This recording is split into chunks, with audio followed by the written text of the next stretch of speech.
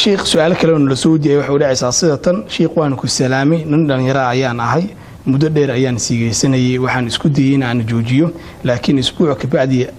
ama ka yar ayaan falkayga siigeysiga ku noqday niyajab ayaa ugu dhacay maxaa yeelay biyaha iga imaanaya markaan siigeysto waa daciif waxaana aaminay in aan ilmo dhaleenin marka sheekh niyajab ayaa ay haysta maxaad igu la talinaysaa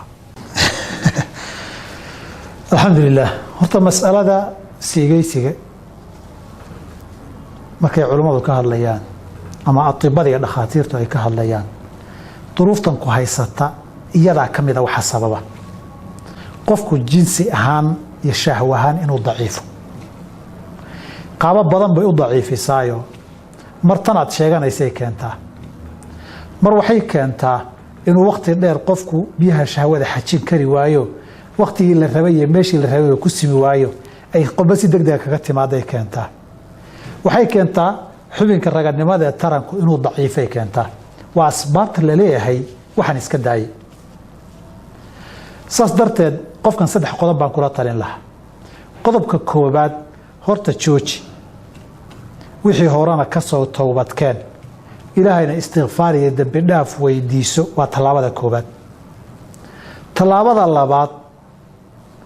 waxaad qaadataa cilaaj iyo dawooyinka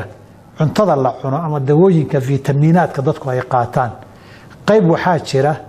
jirka gaar ahaan hormoonada shahwada la xiriira qayb xoojisaa jirta qaybahaana qaado qodobka saddexaadi shakiga iyo waswaas gorad waswaasta maadan gaadhin guurka marka la guursado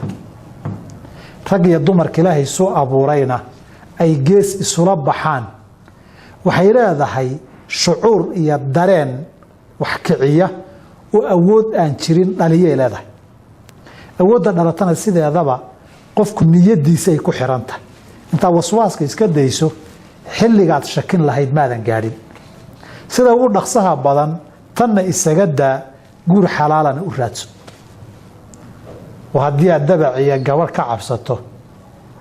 kuwii garoobka ahaabaa joogoo badane mid garooba raadso waxaan rajaynayaa haddaad waxaana iska dayso waxyaabaha muqawiyaadka ay xoogeeyee taakuleeyana gaar ahaan kuwa aan dawooyinka kimikaalka ahayne herbaliska la yiraahdo oo kaleeto iyo fiitamiinaadka iyo cuntooyinka aad qaadato guursatana inaad caqabada gudbaysaan rajaynayaa wabillahi tawfiiq sheekh